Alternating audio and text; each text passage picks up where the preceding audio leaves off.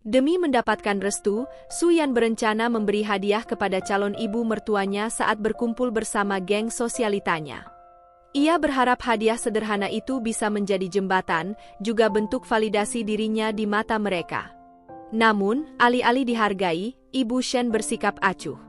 Justru salah satu temannya yang menerima hadiah itu sambil mengejek, menyebut syal pemberian Su Yan terlalu murah dan tak layak dipakai orang kaya. Ucapan itu menusuk. Su Yan mencoba memahami, meski hatinya terasa hancur. Lebih buruk lagi, teman-teman Ibu Shen mulai menghasut agar jangan terburu-buru merestui dan menentukan tanggal pernikahan. Su Yan pun pergi dengan kecewa, sementara Ibu Shen tersenyum puas. Namun Su Yan tidak menyerah. Ia menemani pelayan rumah keluarga Shen berbelanja di supermarket. Dengan cerdik, Su Yan mendekati pelayan itu dan perlahan mencari informasi. Dari sana ia tahu, geng sosialita Ibu Shen bukan sekadar teman biasa. Mereka ribet, penuh gengsi, dan sangat memengaruhi setiap keputusan Ibu Shen. Dalam sekejap saja, mereka bisa menjatuhkan siapapun yang tidak sesuai standar mereka. Su Yan sadar, hanya dengan menyesuaikan diri, ia bisa bertahan. Sebagai tanda terima kasih, ia membelikan makanan untuk keluarga sang pelayan. Hari-hari berikutnya Su Yan semakin berusaha mendekat ke lingkaran ibu mertuanya. Saat geng sosialita itu bermain tenis, Su Yan dengan sabar mengumpulkan bola. Mereka melihatnya dengan tatapan meremehkan, menggunjing di belakang. Namun justru dari sana, satu dua orang mulai menganggapnya berbeda, dewasa, sopan, dan dalam diamnya ada kedewasaan yang jarang mereka lihat.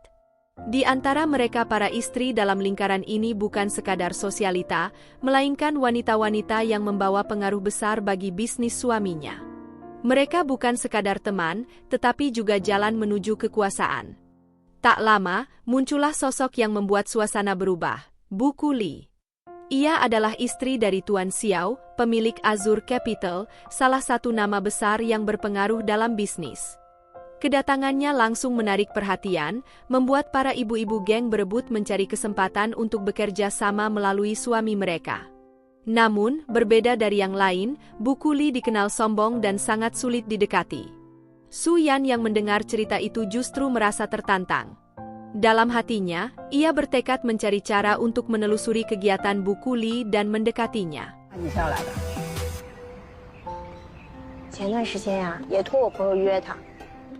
Su Yan tahu, satu-satunya cara mendekati Ibu Kuli adalah dengan menembus dunianya. Saat mendengar bahwa wanita berpengaruh itu sedang tekun berlatih tari tradisional kunku, Su Yan langsung melihat celah. Dengan tekad ambisius, ia mulai belajar. Siang malam tangannya terus bergerak, bahkan saat bekerja ia melatih jari-jarinya seakan sedang menari. Ia begitu keras pada dirinya, berlatih hingga larut, sembari menelpon sang nenek yang selalu menjadi tempatnya bercerita. Hari demi hari, gerakannya makin luas hingga pelatihnya sendiri memuji. Tanpa disadari, Ibu Kuli memperhatikannya diam-diam. Rasa kagum membuatnya bertanya siapa Su Yan sebenarnya, dan bahkan memintanya mengajarkan beberapa gerakan yang sulit ia kuasai. Pertemuan itu membuka jalan baru. Su Yan diundang mengikuti kompetisi kunku yang diselenggarakan langsung oleh Ibu Kuli. Namun, Su Yan tak berhenti di situ. Ia berusaha menarik Ibu Kuli masuk ke dunia lain yang ia kuasai, panggung acara masak televisi. Ia dengan cerdik memasukkan undangan khusus, membuat atasannya terkejut melihat betapa besar relasi yang coba ia bangun. Su Yan bahkan mengajukan syarat, promosi karirnya harus dinaikkan jika ia berhasil. Meski Ibu Kuli menolak dengan alasan tak bisa memasak, Su Yan tak menyerah.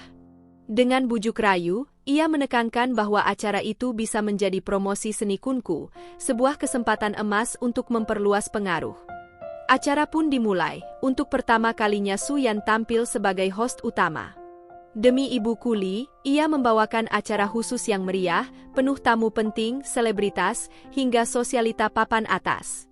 Dengan tenang dan luwes, Su Yan mewawancarai bintang tamu, membuat semua orang merasa nyaman. Saat sesi lomba masak dimulai, suasana semakin hangat, penuh tawa dan kebahagiaan.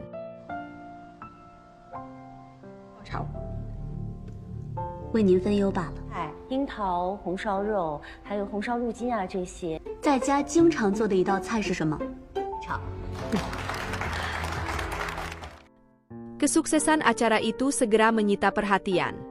Para teman Ibu Shen yang dulu meremehkan Su Yan kini menatap iri, bahkan diam-diam ingin mendapat undangan serupa. Mereka mulai menghargai kehadirannya, sementara Ibu Shen perlahan mengubah sikapnya. Su Yan benar-benar berhasil meningkatkan nilainya di mata kalangan atas. Kerja kerasnya pun berbuah manis. Rating acara naik tajam, perusahaan memuji, dan ia resmi diangkat sebagai host tetap. San Sui dipindahkan ke program lain, sementara Su Yan semakin bersinar. Di balik panggung, Su Yan tak lupa pada orang-orang kecil yang membantunya. Ia bahkan diam-diam menanggung biaya pengobatan ayah seorang bawahannya yang sakit. Sikapnya yang tulus membuat semua orang di timnya semakin respek. Namun di ruang rias, badai datang.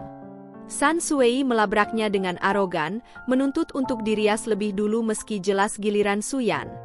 Para perias kesal, tapi Su Yan memilih mengalah. San Sui sengaja menyindir dengan sombong, iri melihat pamor Su Yan yang kian tinggi. Perbedaan nyata segera terlihat.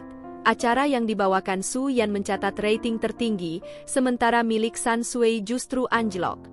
Tak terima, San Sui menuduh Su Yan hanya menumpang pada pengaruh pacarnya. Tapi Su Yan berdiri tegar, membuktikan bahwa semua pencapaiannya lahir dari kerja keras dirinya dan timnya. Nilai diriku tak bergantung pada siapapun, ucapnya mantap, lalu melangkah pergi dengan kepala tegak. Tinggallah San Sui, yang kini diliputi amarah dan dengki, mulai merencanakan cara untuk menjatuhkannya. Larut malam setelah bekerja, Haoming menjemput Su Yan dan mengajaknya pulang. Di kantor yang sepi, mereka berbincang hangat, hingga Haoming tiba-tiba mengalungkan sebuah kalung berlian di leher Su Yan, tanda dukungan dan keyakinannya pada kerja keras sang kekasih. Su Yan begitu bahagia. Ia bahkan bercerita, setelah menjadi host, ia bercita-cita naik ke posisi penyiar berita. Haoming tersenyum, meyakinkan bahwa meski sulit bagi orang lain, baginya Su Yan pasti bisa. Ia berjanji akan selalu mendukung dan menunggu setiap pencapaian kekasihnya. Bagi Su Yan, hidupnya memang terasa seperti rekayasa, dibalut kebohongan kecil yang ia pupuk bukan untuk menipu, melainkan demi meraih hidup yang ia impikan. Sementara itu, di rumah keluarga Shen, Su Yan mulai lebih dekat dengan calon mertuanya. Mereka bahkan memujinya. Namun ketenangan itu tak bertahan lama. Adik Haoming yang tengah menyalakan televisi tanpa sengaja menampilkan liputan acara pemotongan pita Jinda Group. Di layar, tampak ayah Haoming berdiri gagah sebagai tokoh utama. Tapi di sisi lain, sosok yang tak pernah ingin Su Yan temui lagi ikut terekam kamera. Ayah kandungnya sendiri, yang ternyata terlibat bisnis dengan Jinda Group. Su Yan mulai gelisah. Ia tahu ayah Haoming berhubungan dekat dengan ayah kandungnya, pria yang dulu sering melukainya. Sementara di kota kecil, sang ayah sibuk mengobrol dengan warga sekitar. Dari mulutnya, hanya nama Qiao Lin, kakak Su Yan, yang dipuji-puji. Ketika ditanya tentang Su Yan, ia hanya tersenyum hambar, seolah anak itu tak berarti. Luka lama yang tak pernah sembuh membuat Su Yan menjaga jarak dari keluarga itu sejak kecil. Qiao Lin sendiri bekerja sebagai sales di sebuah mall. Suatu hari, ia digoda pria genit. Awalnya ia cuek, tapi ketika pria itu mulai lancang menyentuhnya, Qiao Lin murka.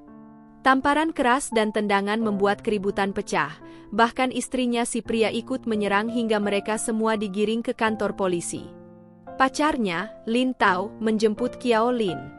Mereka pulang ke rumah keluarga Lin Tao untuk membicarakan pernikahan. Namun, bukannya hangat, Qiao Lin justru disambut sindiran pedas dari calon ibu mertuanya yang gengsi tinggi.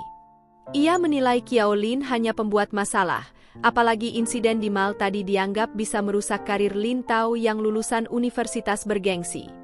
Suasana makin panas ketika keluarga Lin Tao menuntut pesta mewah, sementara Qiao Lin merasa ditekan dan tak dihargai.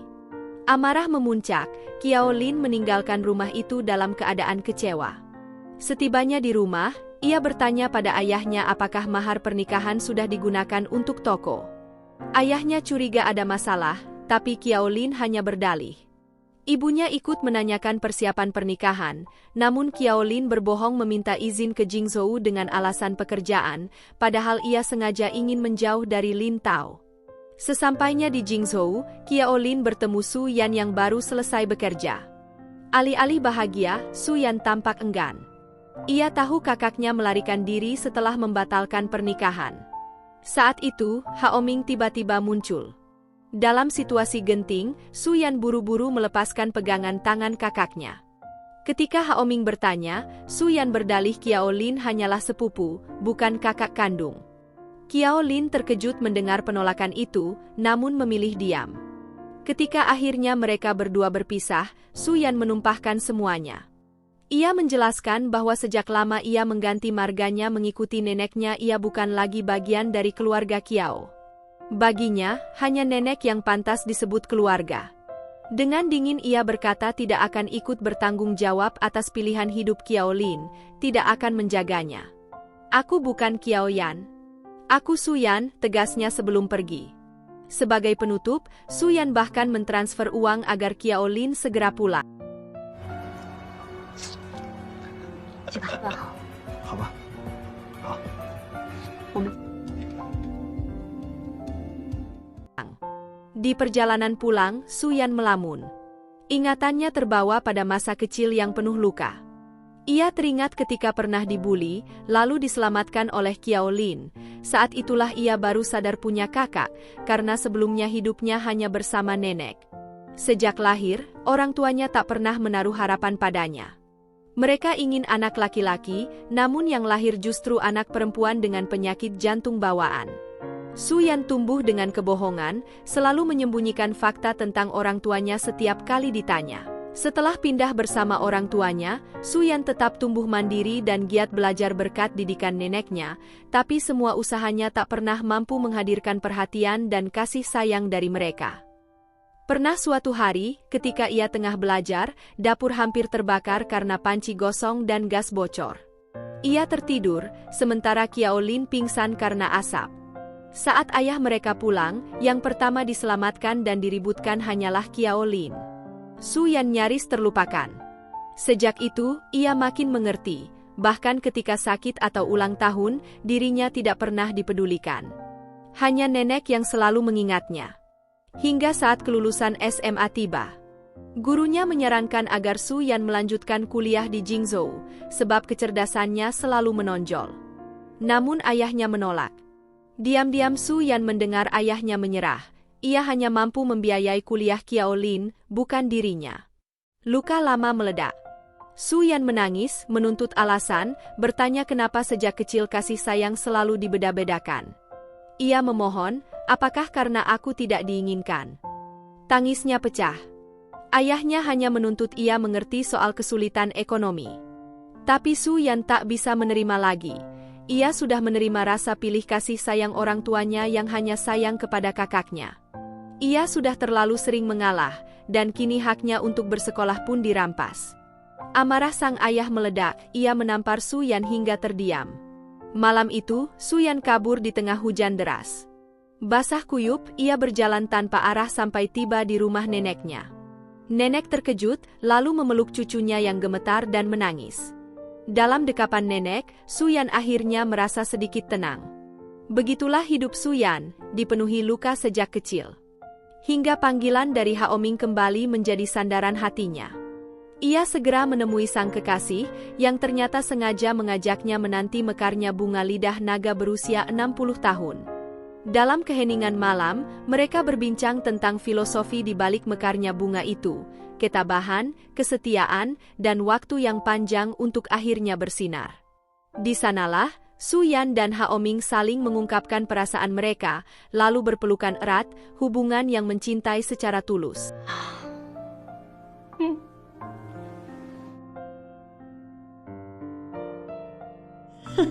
真乖，回去妈妈给你做你最爱吃的。不让我上大学吗？我想。为什么？我为什么？自然的规律。找到。